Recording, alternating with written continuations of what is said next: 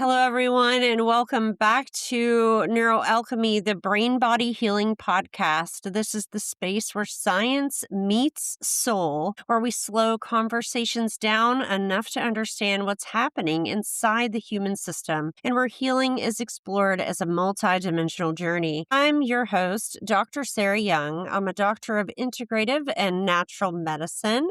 And much of my work centers on helping people reconnect the dots between their brain, body, and experience, as well as their nervous system, emotional experience, and identity. One of the intentions of this podcast is to create clarity because when things feel complex or overwhelming, clarity can create safety. And when the nervous system feels safe, it becomes easier to access insight, choices, and meaningful change. Today, we're exploring something deeply hopeful, the idea that your brain is not fixed, that your patterns are not permanent, and that you are actively participating in how your future self is being wired. Take a breath, everyone, because you're not finished. Your story is still unfolding. Today, I'm joined by Beatriz Martinez, a licensed psychotherapist with over 30 years of experience and co founder of a community mental health center serving South Florida since 2001. After decades working in crisis based mental health care, Beatrice began asking a powerful question. What if we could teach emotional resilience before people reach a breaking point? And that question became the foundation of her work in prevention based mental health and her Triumph Steps framework, which focuses on emotional regulation, brain plasticity, and identity reconstruction. Beatrice, welcome. We are so glad to have you here on Neuroalchemy. I am so happy to be here. What a beautiful and thorough introduction. That is really awesome. Thank you for having me here. Before we begin, I always like to begin with just a gentle arrival check in. How are you showing up today, whether physically, emotionally, or energetically, as we step into this conversation? All in, it's Friday. It's almost time for me to get in the car and drive to one of my favorite places on earth, which is Key Largo. So I am very full of energy and I'm very happy to be here. Thank you for sharing that. And to everyone out there, just a reminder that however you're showing up today is enough. Take a breath and relax as we enter the space together. Before we move deeper, I'd love to slow it down and ground out a few terms to orient our listeners. One of the things that we do is define concepts in a way that feel accessible and tangible and hopefully actionable as well. So I'd love to start with neuroplasticity. Beatrice, when we say neuroplasticity, what does that mean for someone in everyday life? Sarah, neuroplasticity is the brain's ability to change, basically plasticity, right? It's like it's plastic, it's moldable, it changes. And we teach people that every thought we think and every reaction that we're repeating, it really strengthens certain neural pathways. So the brain is not fixed, which is a really awesome thing. 50 years ago, if we would have been having this conversation, we would have thought that our brain was fixed, right? But there is enough research out there now that is teaching us that it is not fixed, that it's adaptable, which means we're not stuck. We can literally shape how we respond to life. Absolutely. And you also shared a powerful phrase that we're participants in our own future wiring. What are you inviting people to understand with that? So, future wiring. Imagine, that brain is plastic. We are basically telling it, with those thoughts and actions where we want to go. So, when we think of future wiring, it's the idea that we consistently think, feel, and practice today, whatever we're thinking of it, it's wiring the brain for tomorrow. So I often say that our past does not define our future. Our future is designed with the thoughts of today. And I love to teach that to my clients and to the people I train in my framework. The future is not built someday. It's being built right now with the small repetition of thoughts and actions that we have right now. So the emotional patterns would rehearse. I always teach also that before we feel, we're thinking, right? So thoughts cause feelings, feelings cause actions, and those actions cause results. And so if we pay attention to the results we're having in our lives and we go back to the thoughts gave us these results. And if we're wanting different results in our future, then we better begin to look at what we're thinking today. Yeah, absolutely. So many people live their life in a position of life is happening to them when really it's happening for you, but you also it's so empowering when you learn that every thought you think and everything that you're choosing into in every moment, it's choice. You're not stuck. None of us are stuck. And another key concept in your work is emotional regulation and even happiness are skills. Can you help us understand the difference between a personality trait and a trainable skill? So, one of my phrases that I use, I think, in every single one of my presentations is happiness is a skill that can be learned, right? So, therefore, we can actually learn emotional regulation. Emotional regulation is a skill, it's not a personality trait. And yes, we have personality traits, and people say, oh, but I'm Italian, I'm Colombian, I'm just tempered, this is just me. Yes, you may have that, but if you're willing to change and you are committed to have a better version of yourself, then they are trainable skills, and emotional regulation is one of them. So that is it starts with noticing. I tell people, hey, just notice what you're noticing, right? Like right up here, like begin notice what you're noticing in your thoughts.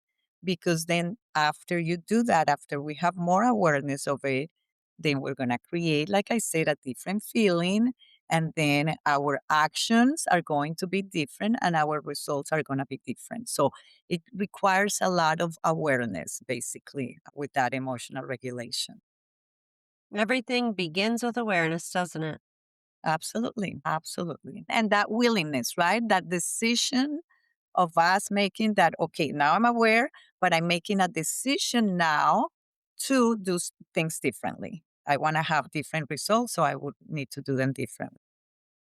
You spent decades working in community mental health, often seeing people when they were the most overwhelmed. What led you to shift your focus from crisis intervention to prevention? So my friends say that I want to take myself out of business, and I would love to take myself out of business, right? We have been with Healthy Connections, our community mental health center, for the past 25 years. This year will be 25 years. And about 10 years ago, I just felt like we needed to do more. I felt like there was more to do. The one-on-one was just not going to cut it, right? It was not going, and even though we had back then about 25, 30 clinicians working with us, it's still the one-on-one was not going to make it. And so I just had this inspiration to create an emotional literacy program to teach children how to be happy. Again, happiness is a skill that can be learned. They're ABCs to happiness. And if we taught them early on, just as a class, just like we teach math or language arts, if we taught it in a classroom to children, the ABCs of happiness, then they would have the emotional regulation that we're talking about, and they would not have to end up knocking on our doors later in life, right? We all have situations that happen in life, but if we have the skills to manage them, then we would be much better off. So I started to really not focus so much on the people that were coming into my center, but wanted to be, reach a lot bigger audiences. And that's basically how Triumph Steps was born. One of the things that I see clinically is that many people aren't necessarily lacking awareness, but they understand what's happening, but there's often a missing bridge between what you were just saying a moment ago in terms of between awareness and change. And that bridge is usually the structure and the repetition that you're describing. Can you tell us a little bit more about that? So we begin, yes, it's like, okay, you're aware. Now the most important and powerful thing we can do is decision, right? That decision to say, okay, I really want to change. And once we have that decision, then they are committing to coming and see any of us in our clinic for a minimum of 12 weeks. I always tell people we don't do any more of these one on one sessions because nobody's going to be able to transform, not even in 12 sessions, but at least if we have those 12 sessions are going to happen in 90 days, right? Because it's usually once a week that we're going to see them. And I tell them, if you improve, even if it's 1% per day that you're making improvement, if you're really sticking to the plan, if you're really sticking to the skills and the map, the roadmap that we're giving you, and you make a 1% improvement in 90 days, it will be noticeable, right? That if they just come in for one or two sessions and they make 2% improvement, they're like, oh no, this thing is not working. I'm just going to give up on this, right? So their commitment needs to be for solid 12 weeks. After that, it doesn't mean you're transformed, but after that, we have ignited something in them and the possibility of change, right? And I always teach them that improvement never goes on a straight line, right? It has the up and downs and the up and downs, and they're okay. In the downs, we're learning. And so all that, it's a normal process of improvement. And we just stick with it. After 90 days, they will definitely see it and begin, to see some neural pathways forming, and then they're happy and they're stick with the program. Many people believe they'll feel better once life becomes easier, but your work is suggesting something different. How do thoughts influence the body on a physiological level? So I teach everyone. I do a lot of psychoeducational in my coaching, right? And I teach them. I had a phrase when my daughter was very young that I used to tell her, thoughts become things, keep them beautiful. And every time I would drop her off at school, when she was very, very young, I would say, hey, Sophie, remember thoughts become things, keep them beautiful. And the lesson I wanted to give her with that phrase is thought things in our bodies first, right?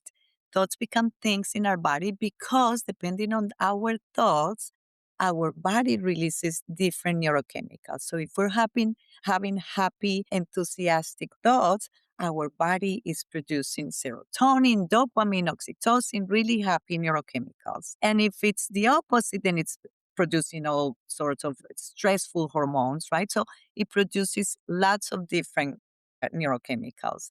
And if we begin to teach people, hey, our thoughts are producing different things in our body.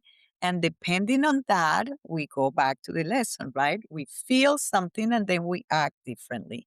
And that's basically how we are creating the different results in our body and in our lives outside of us, right? And those results I always can tell people we can put them in four main domains, right? The results are either in relationships, and that includes husband, wife, boyfriend, girlfriend, friends, co-workers, health and well-being, and that includes physical health, emotional health, spiritual health, vocation, and then time and financial freedom.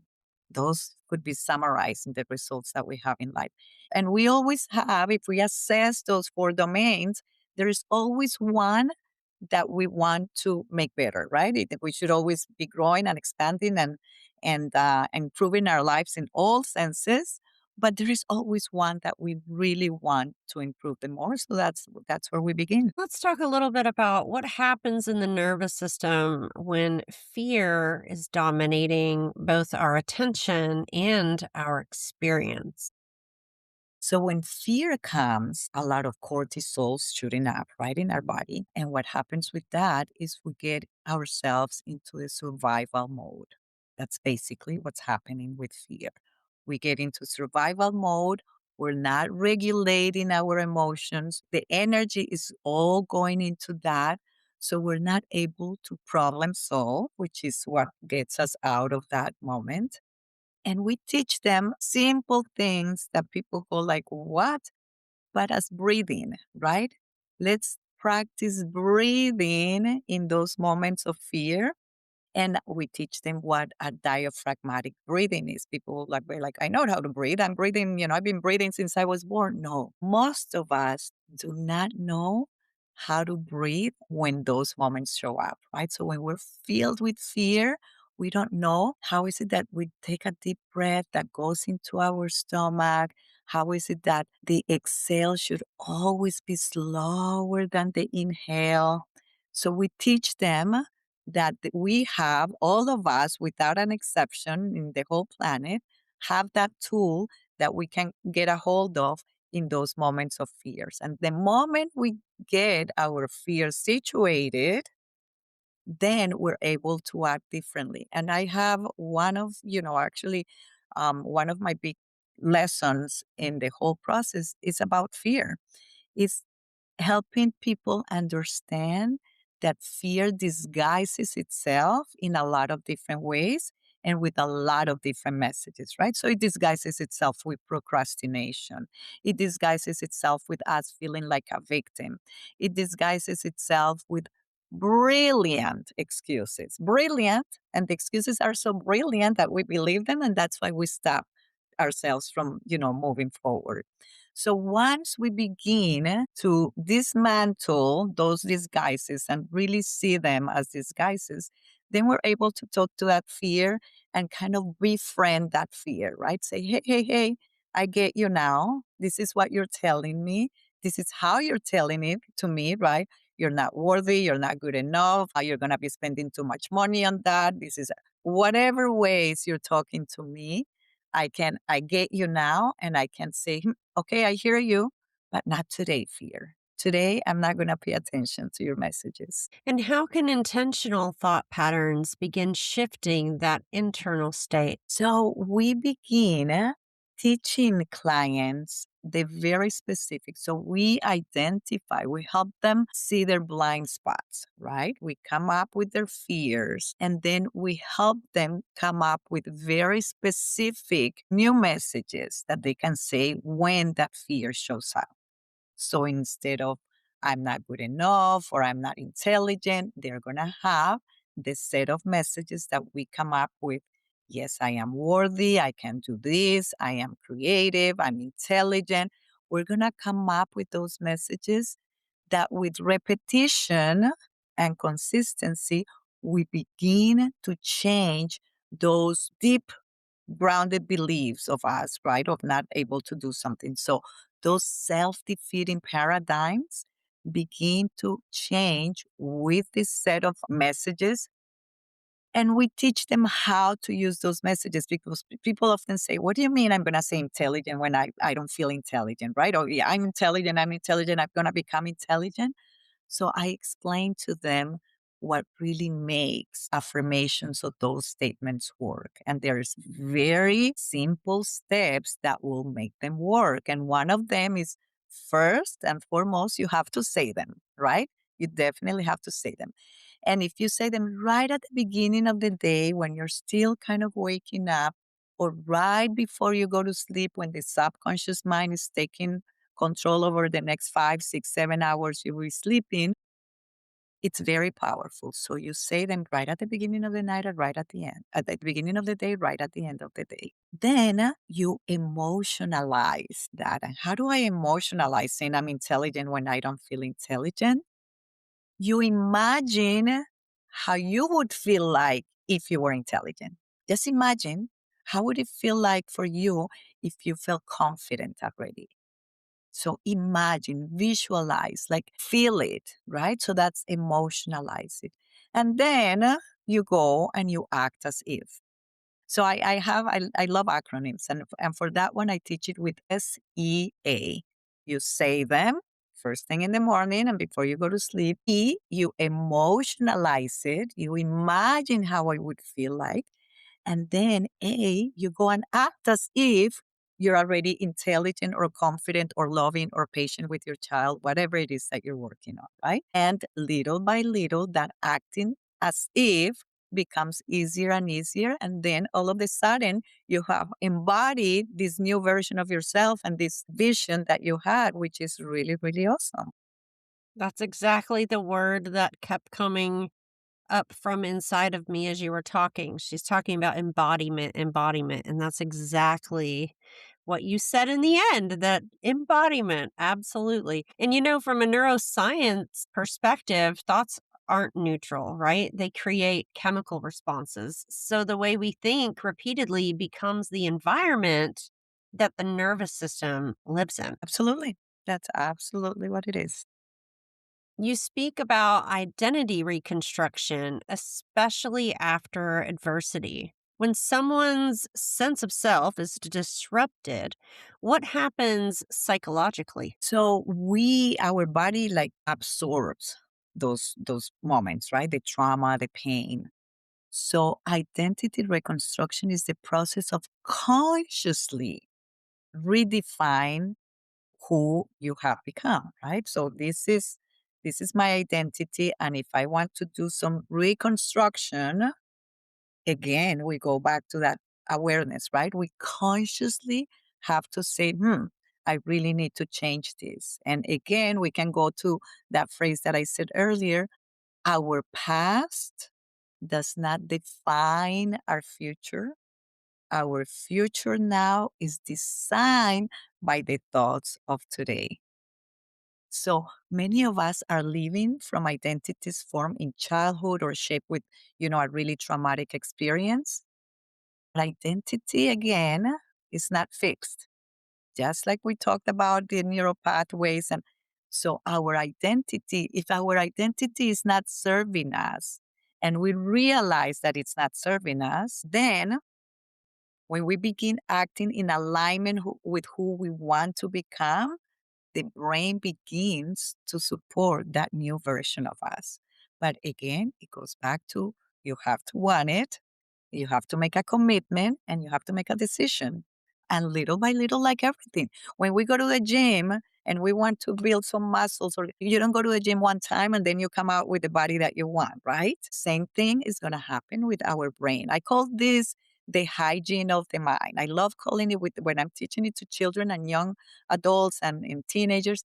I love using the term hygiene of the mind, right? And I ask them, did you brush your teeth today? Did you take a shower today?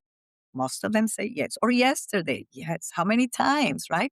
So that's the hygiene. You don't do something for 30 you don't brush your teeth for 30 days and then the rest of the year you don't brush your teeth, right? You brush your teeth every single day at a few times a day. And we should do exactly the same thing with these new tools that they're gathering. And the practice needs to be like the hygiene of their teeth or their body. So I think what you're saying is this new identity is in many ways it's shaped by visualization and repetition. It is shaped by first, I asked them to do an exercise and I asked them to get into like a time machine. I relax them. I make them feel very comfortable. We do the breathing that we know that it's gonna get them to be in that place where the inner wisdom begins to speak with them, right? We all have dreams and we have desires that we're so busy sometimes we don't listen to. So we get them to that place, and then I ask them to get on a time machine and go fast to March 27, 2027, March 27, 2028, and then land in March 27, 2029. And if everything would have worked out beautifully in those four domains that we talked about, or the one domain that they want to work on, how would that life look like? Tell me how exactly. And I asked them, it's not how you think your life is going to be 3 years from now. No. The question is, How would you love your life to look 3 years from now in that area, right? Because then the questions we ask are very important here. It's not how you think it, no, how would you love it? Then they get in touch with that beautiful version. And then we begin to say, okay, now, if that's the vision, what's one step you can take today that will put you closer in the direction of your dreams? And then we begin to break it down into very manageable little steps that get them there. Embodiment followed by reverse engineering to figure out exactly what each individual needs. That's so beautiful. What's fascinating is that the brain doesn't even fully distinguish between that imagined experience, right, and the lived experience. So when people begin rehearsing that future version of themselves, they're already activating those neural pathways. And that is so true. And the way I make that a fact so people really understand when I'm doing classes with them or, training my coaches is I do the lemon exercise. So I relax them.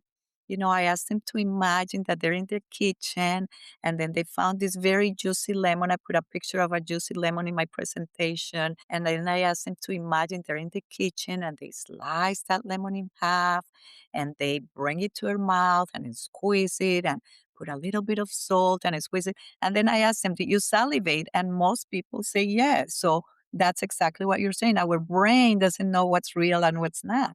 Just imagining that you have that juicy lemon with salt in your mouth, you salivate. So this is something that clearly explains to people the importance of us imagining ourselves in that beautiful version of ourselves because that's how the brain begins to understand and see the possibilities and the steps that we need to take to move forward. Let's circle back to that idea that we're not prisoners of our past wiring. What role do repeated thoughts play in shaping identity? And then how do small daily patterns rewire the future? It's all connected with the same thing, right? So thoughts lead to feelings, feelings lead to actions, actions lead to results. So, how are we doing this?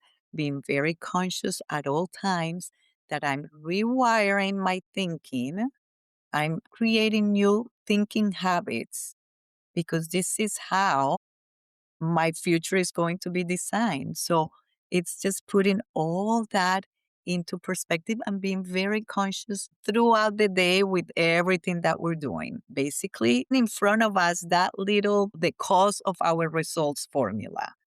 Thoughts lead to feelings, feelings lead to actions, actions lead to results in these four domains. And let me go back. What do I have control over? My thoughts, right? I can choose what I think. And there sometimes people say, oh my God, when I have trauma, I just come. Yes, absolutely comes to you, but you can choose how long you want to entertain those thoughts. When I used to work in substance abuse, they would always use that phrase. You can choose how long you want to entertain those thoughts, right? Yes, it may come, all of a sudden these things may come and we have no control over that.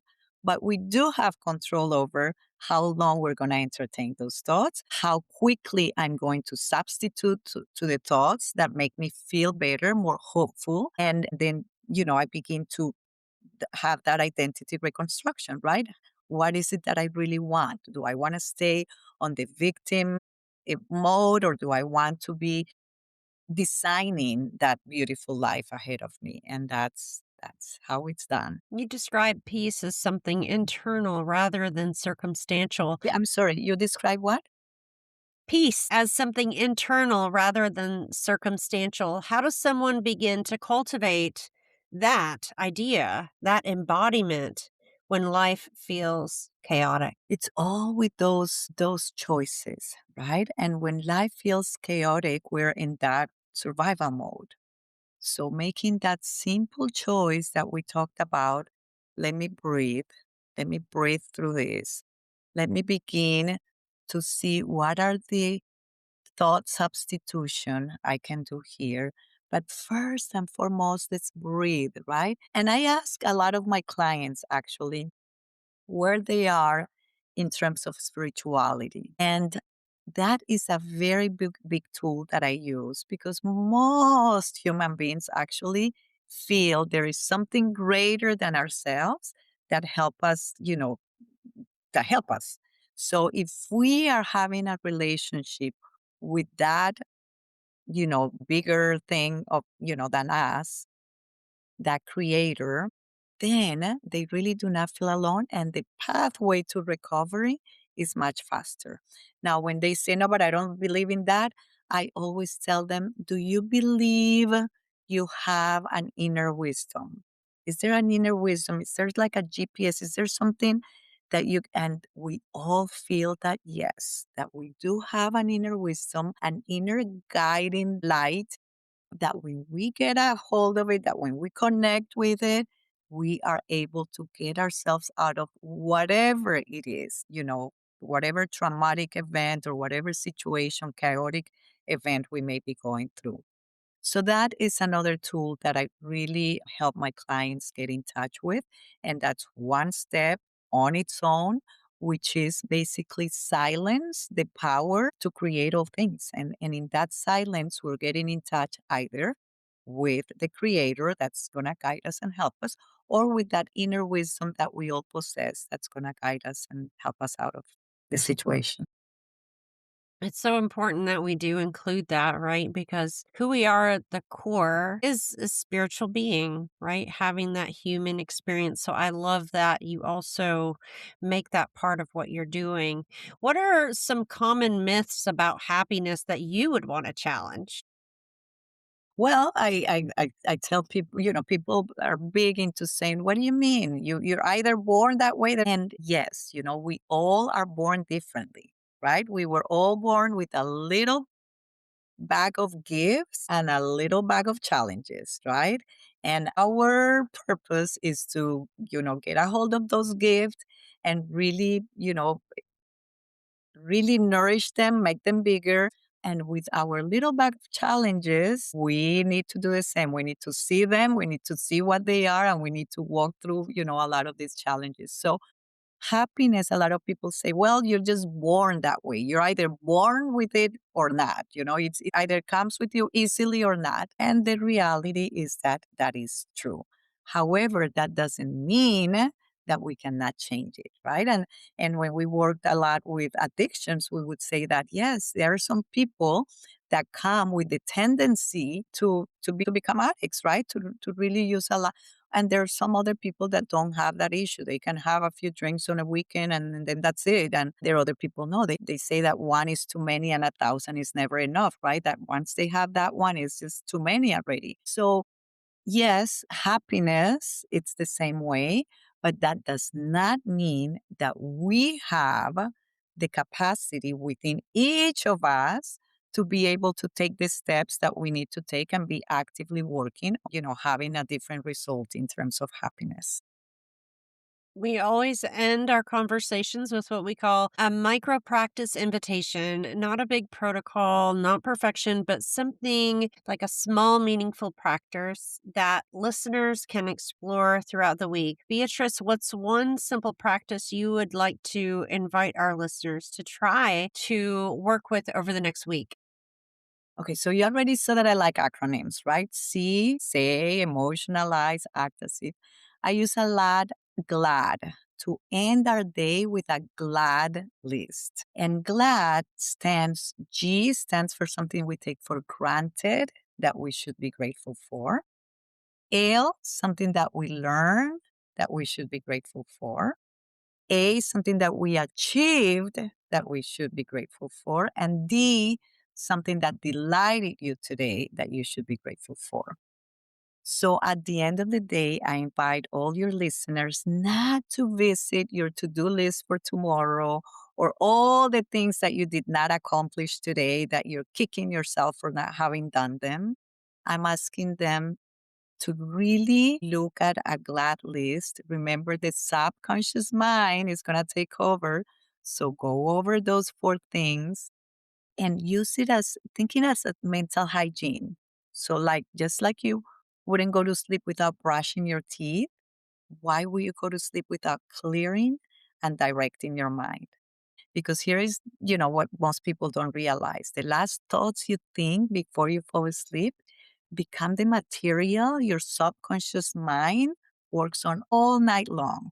So while your body goes to rest, your mind is rehearsing, right? So if you fall asleep in stress, in worry, in your to-do list, in what I didn't do today, and what this person told me today, and I got me so frustrated and so upset, we don't go there, then when you intentionally end your day with gratitude, awareness, and acknowledgement, you begin to train your brain to look for what's working. And this is a big one, because in those 90 days, when I ask people to commit to some of the exercises, this is a big one for me because we want to make sure they either listen to some of the audios that we give them to listen to that I created actually with very CBT messages. We ask them to listen to that and also end with the glad list. It's how you rewire your baseline. And remember that small awareness shifts do begin creating those new neural patterns. So never underestimate the power of a small shift. Before we close, I have another question. If someone listening today is feeling stuck in old patterns or